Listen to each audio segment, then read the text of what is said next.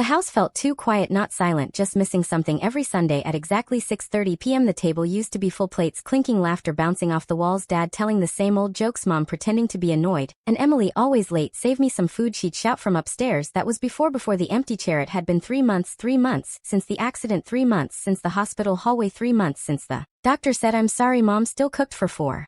Every Sunday, same dishes, same portions, same routine. Dad never said anything. He just sat down, looked at the extra plate, and quietly ate. Maybe we should stop, Dad finally said one evening. Mom froze, her hand tightened around the spoon. No, she whispered, she might come hungry. Dad looked down. She's not coming home. Silence, heavy, painful, unavoidable. Later that night, Mom walked into Emily's room. Everything was untouched, the bed still messy, clothes on the chair, a half-finished book on the nightstand. She picked it up, a bookmark fell out, a receipt dated the day of the accident. Mom stared at it, then sat down and cried for the first time in weeks. The next Sunday something changed. Mom set the table again, but this time only 3 plates. Dad noticed. He didn't say anything, just reached across the table and held her hand. After dinner, Mom walked to the sink, paused, then quietly grabbed one more plate from the cabinet.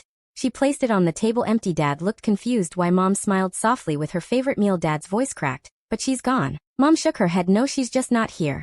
That night Dad couldn't sleep. He walked into the kitchen. The plate was still there, untouched, but something felt different. He stepped closer and froze. There were crumbs, tiny ones, on the edge of the plate. His heart started pounding. Mary, he whispered. Mom rushed in. What happened? Dad pointed the plate. They both stared. Crumbs, real, impossible. Mom slowly reached out. Her fingers trembled.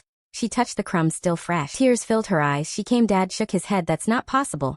But his voice didn't sound convinced. The next morning Mom woke up early. She walked into the kitchen and stopped. The plate was clean, completely clean, and next to it a small note written in familiar handwriting. Thank you for dinner, Mom. Mom collapsed into the chair, crying, smiling, shaking. Dad picked up the note, his hands trembling. It's her handwriting. Days pass, weeks, every Sunday the same thing happened. An empty plate, then crumbs, then gone, and sometimes a note, short, simple. I miss you, I'm okay, don't be sad. One night Dad couldn't take it anymore. This isn't real, he said. This can't be real. Mom looked at him, then explain it. He couldn't. Finally Dad went to the attic. He pulled out old boxes, photos, memories, and then a small locked box. He hesitated, then opened it. Inside letters, dozens of them, all written by Emily, but never sent. Dad's heart dropped. He started reading. Mom, Dad, if anything ever happens to me, please don't stop having Sunday dinners. His hands shook. Another letter. I know you'll be sad, but please keep my plate on the table. It will make me feel like I'm still home. Another. I might not be there, but I'll always be with you. Dad's vision blurred, tears falling. He grabbed the last letter. It was different, short, written the day before the accident. I made something for you guys. Check the kitchen cabinet above the fridge. Dad ran downstairs, heart racing, opened the cabinet and froze. There was a small box inside, tiny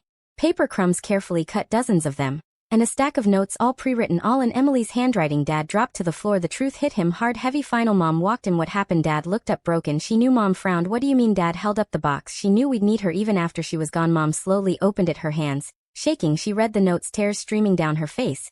She made this